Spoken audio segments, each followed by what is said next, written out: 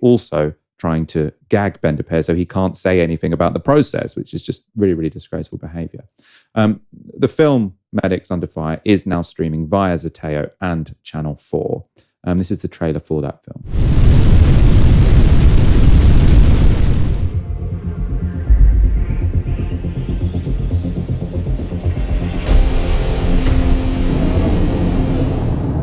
A group of Palestinian emergency workers and medics are on a rescue mission. Their ambulances clearly marked with lights flashing.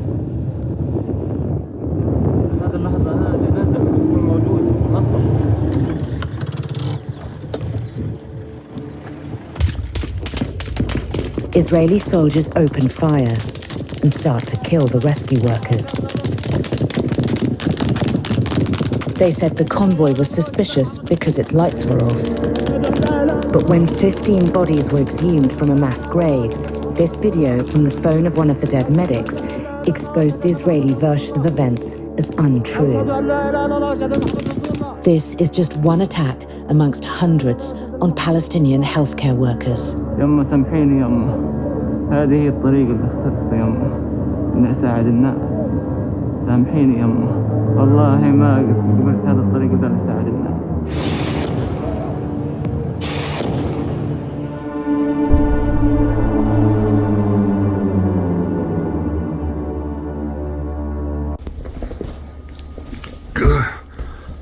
Oh my goodness me. Good morning everybody, and welcome back to Walking the Blunt Blade. I'm Oliver. And that's Kaiser. I don't know when the next attack is coming or where it's coming from. I gotta watch my coffee. I gotta watch out for the black shark. Oh dear, what a life. Anyway, welcome back. When a movie and or documentary, kind of being the same thing, is being blocked, that should arouse enough questions. And it's happened lots with The Sound of Freedom, the BB Files, and now this one. Ben DePere, so he's the former editor of Channel 4 News and was the executive producer of the Gaza Medics documentary. He's also been scathing about the BBC this week. He wrote a post on LinkedIn saying this. Channel 4's team are purely about those two pillars of broadcast journalism, balance and accuracy. The BBC currently have a third, politics, and they comply from that first and foremost, and it is ruining them. And he went on to say this, we will tell the full story of the painful journey around this film elsewhere. Firstly, because we want to ask why it is so difficult to make documentaries about the biggest and worst assault on civilians this century. This should not be so. Why should there only be a handful of UK documentaries about Gaza? Why won't US media commission anything? Why can we watch on our phones the deaths of tens of thousands, but not on our TVs? And then he says, secondly, and because we are free to do so, because I rejected and refused to sign the double gagging clause the BBC bosses tried multiple times to get me to sign. Not only could we have been sued for saying the BBC refused to air the film, palpably and provably true, but also if any other company had said it, the BBC could sue us.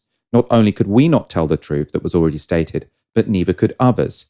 Reader, I didn't sign it, and I spoke the truth at Sheffield, and I felt better. If you work at the BBC, you should try it if you can. We've got to ask ourselves what's wrong with this picture. And I think we all know what's wrong with the picture, yeah? I understand that America and Israel are so corrupt that this will never stop. Countries like Australia really are of no consequence. But I think Germany now needs to lead the charge, and the UN needs to follow. This needs to stop.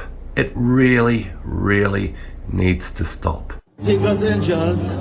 They shooted at us at the operative room.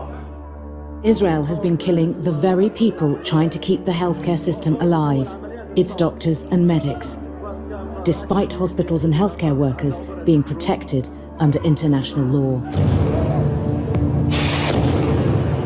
As Israel has bombed Gaza, hundreds of Palestinian doctors and medics have refused to leave their hospitals. We are in the theater, in the operating room, full darkness, no water, no electricity. but we have a hero, surgeons in Gaza. Hundreds of medics have been killed. Hundreds have been detained. Many of them have been forcibly disappeared. Our Palestinian team on the ground have gathered testimony from health workers and their families. المهم علقوني في قلب زي المعلقين هذول كلهم معلقين علقني كله بنزف دم. And Israeli whistleblowers have told us they witnessed Palestinian prisoners being tortured, and that some Israeli medics are complicit.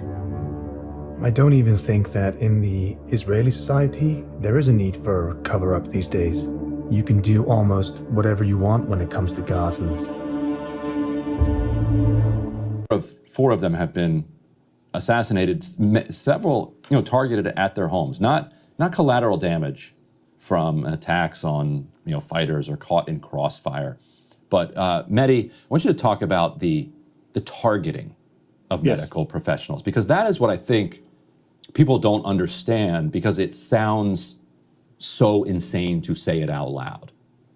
That it sounds insane to say it out loud. It's I mean, three things I think sound insane over the last 21 months, 22 months that we've normalized. One, obviously, is the deliberate killing of journalists, which a lot of journalists in the West have a lot of problem comprehending. The other is the deliberate killing of children, of course. Gunshot wounds to the head, sniper shots, not collateral damage.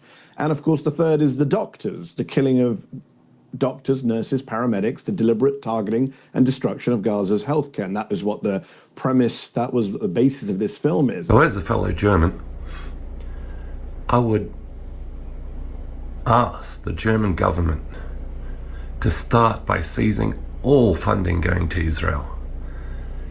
And we need to have a very strong role in the UN. Good morning, everybody. Cheers.